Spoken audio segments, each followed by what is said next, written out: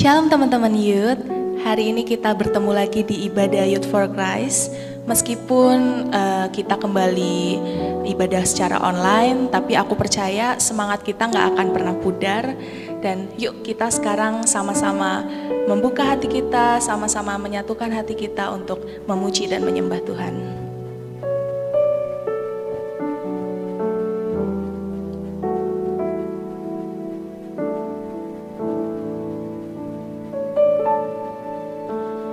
Kau pencipta hidupku,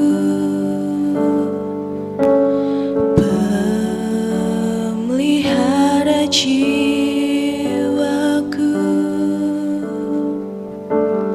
Kau layak terima segala pujian, ku naikkan syukurku.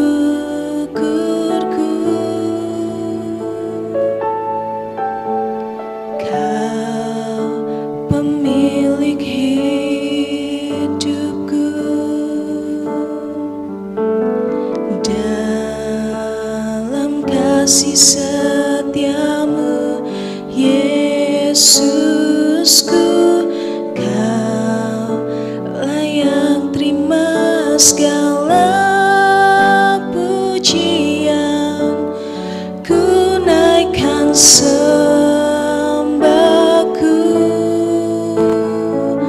Segala pujian dan syukur bagimu, Allah yang mulia, kudus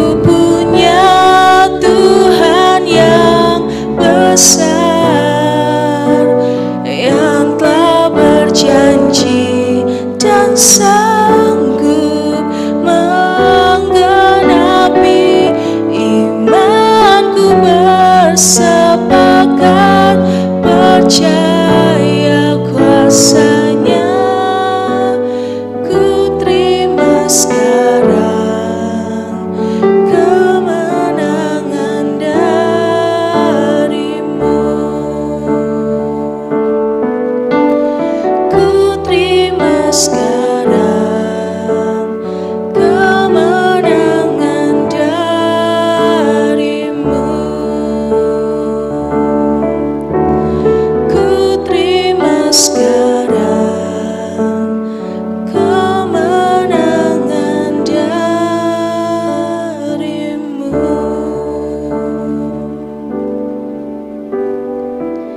Mari kita berdoa. Tuhan Yesus, terima kasih Tuhan. Kami sangat bersyukur bahwa keadaan kami sampai saat ini masih diberikan kesehatan oleh-Mu Tuhan. Kami telah memuji dan menyembah Engkau Tuhan. Kiranya pujian dan penyembahan kami berkenan di hadapan Engkau Tuhan Yesus. Sebentar kami akan duduk diam. Kami akan mendengarkan baik-baik semua firman-Mu yang akan hamba-Mu sampaikan pada hari ini Tuhan. Kiranya Engkau berkati, Engkau berkati hamba-Mu yang akan menyampaikan firman-Nya Tuhan, dan berkati kami semua Tuhan, sehingga kami bisa sama-sama belajar Tuhan tentang firman-Mu pada hari ini Tuhan. Terima kasih Tuhan Yesus, kami berdoa dan bersyukur. Haleluya. Amin. Ya, Shalom Youth. Saya bersyukur karena kita masih bisa berjumpa walaupun melalui media online. Sangat sedih rasanya karena seharusnya hari ini kita merayakan Natal Youth for Christ. Ada awarding night Christmas yang sudah kita siapkan. Ada penampilan-penampilan yang sudah dipersiapkan oleh komsel-komsel yang ada. Mereka sudah latihan dari jauh-jauh hari, tetapi ternyata Tuhan belum mengizinkan kita. Ya, saya teringat sebuah ayat firman Tuhan, banyaklah rancangan di hati manusia, tetapi keputusan Tuhanlah yang terlaksana. Jadi hari ini adalah keputusan Tuhan. Dan tentu saja kalau Tuhan yang berkeputusan, pasti semua baik adanya. Yang sepakat dengan saya bilang amin. Oke, hari ini saya mau share firman Tuhan dan tidak mengurangi rasa kerinduan saya untuk tetap bersemangat menyampaikan firman Tuhan. Saya senang sekali, sekalipun hanya bisa menyapa kalian lewat media online, izinkan saya untuk berbagi firman Tuhan tentang good news. Katakan bersama dengan saya, good news. Oke, 2, 3, good news. Apa itu good news? Kabar baik. Nah, tadi kita sudah memuji menyembah Tuhan. Pasti kita diberkati dengan hadirat Tuhan, yang saya percaya Tuhan hadir di rumah-rumah kalian dan melawat dan menjamah kalian. Oke, mari kita buka firman Tuhan dari Injil Lukas pasal yang kedua, mulai ayat yang ke-8 sampai ke-11. Jika sudah ketemu katakan amin. Saya akan bacakan buat kita semua Lukas pasal 2 ayat 8 sampai 11. Oke, di daerah itu ada gembala-gembala yang tinggal di padang menjaga kawanan ternak mereka pada waktu malam. Tiba-tiba berdirilah seorang malaikat Tuhan di dekat mereka, dan kemuliaan Tuhan bersinar meliputi mereka, dan mereka sangat ketakutan. Lalu kata malaikat itu kepada mereka, "Jangan takut, sebab sesungguhnya aku memberitakan kepadamu kesukaan besar untuk seluruh bangsa. Hari ini telah lahir bagimu juru selamat, yaitu Kristus Tuhan di kota Daud. Dan inilah tandanya bagimu, kamu akan menjumpai seorang bayi dibungkus dengan lampin dan terbaring di dalam palungan." Ya, lebih satu ayat, gak apa-apa ya. Oke, tapi kita fokuskan pembacaan kita hanya di ayat 8 sampai 11 saja. Ya, hari ini saya mau sharing tentang good news. Semakin kesini keadaan yang kita hadapi adalah keadaan yang tidak baik-baik saja. Kita harus akui kita ada di keadaan yang mungkin sedang tidak baik-baik saja. Tetapi saya mau kasih tahu bahwa selama kita berjalan bersama dengan Tuhan, pasti segala sesuatu akan menjadi baik adanya. Amin, yang sepakat bilang amin. Haleluya. Oke, hari ini saya mau share tentang good news. Berita tentang Natal, sampai kepada para gembala. Kalau tadi kita perhatikan ayat-ayatnya. Nah, sebelum masuk ke firman Tuhan, kita wajib merenungkan hal ini. Kenapa berita Natal pertama itu salah satunya tersampaikan kepada gembala-gembala? Kenapa kok ke gembala-gembala?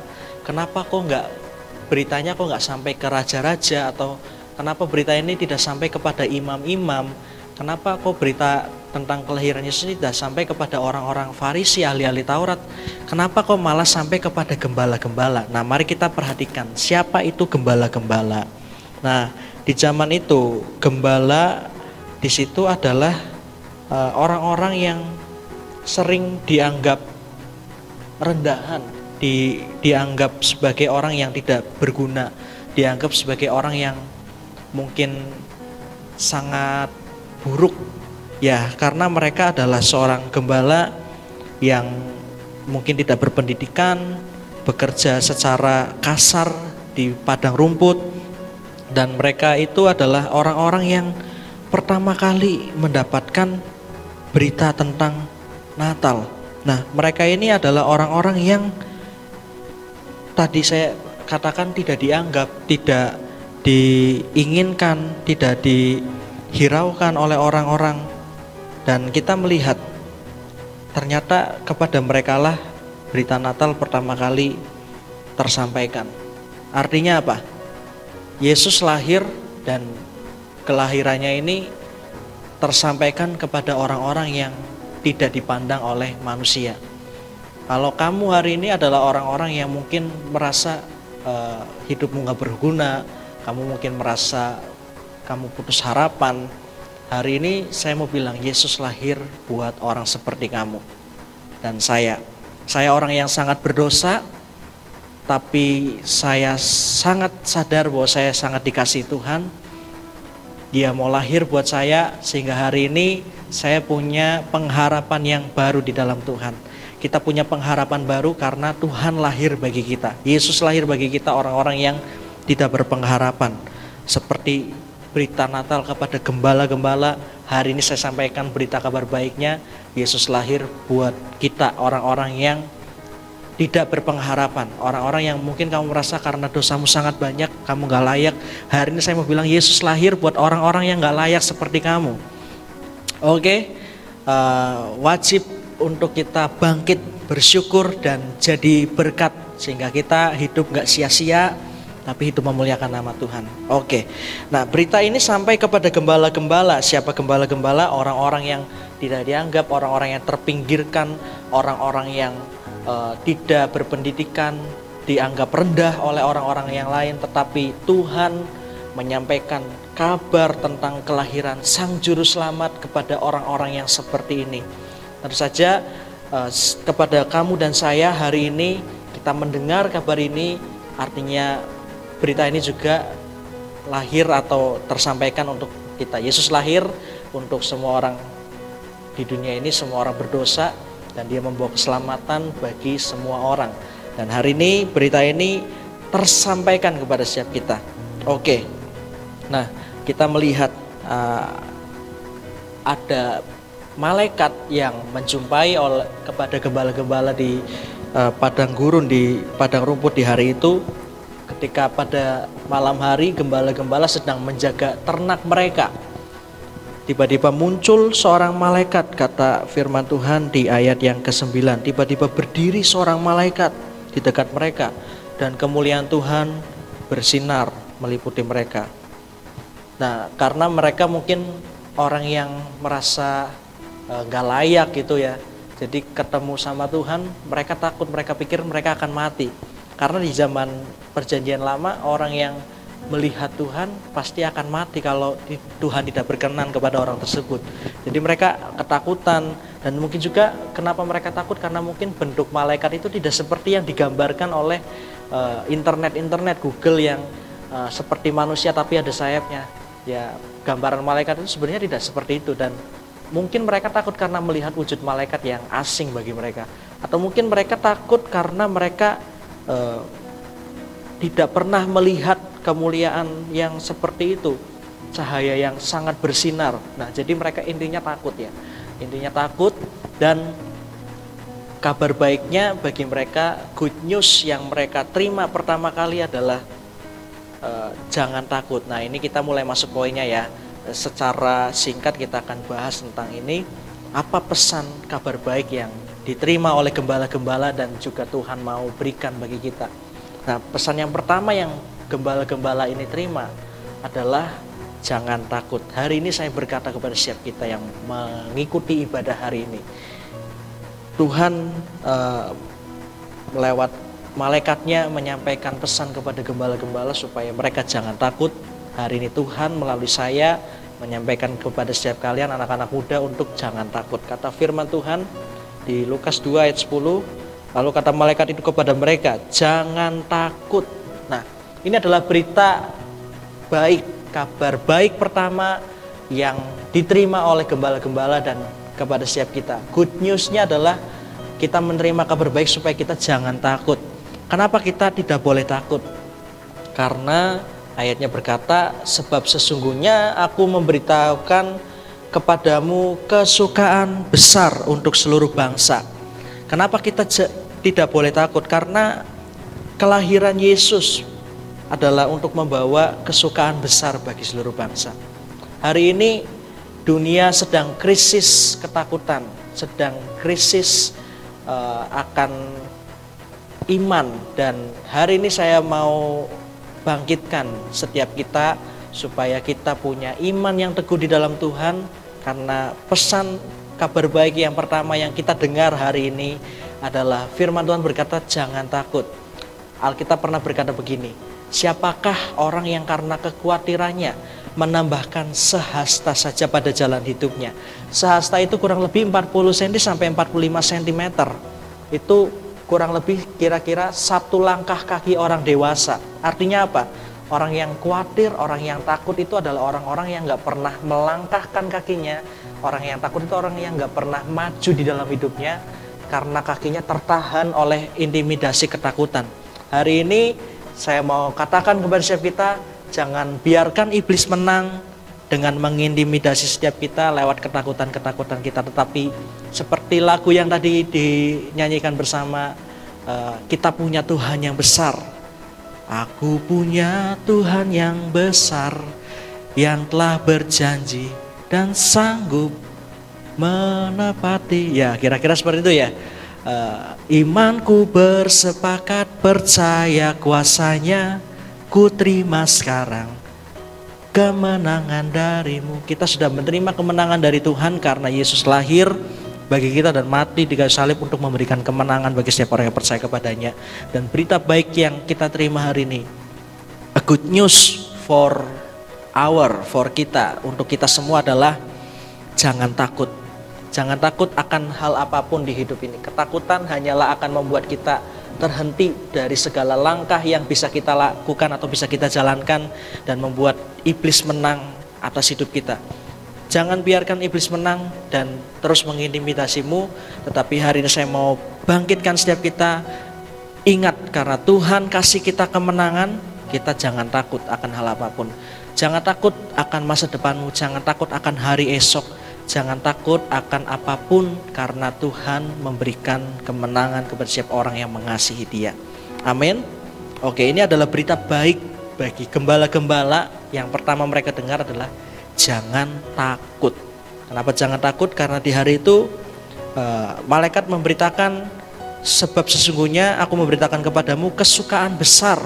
Kesukaan besarnya apa? Yesus Kristus lahir bagi semua orang, termasuk kepada gembala-gembala, orang-orang yang dianggap rendah, yang gak pernah dianggap sebagai orang yang mungkin gak pernah dianggap manusia. Tapi di hari itu malaikat membawa kabar baik bagi mereka supaya jangan takut.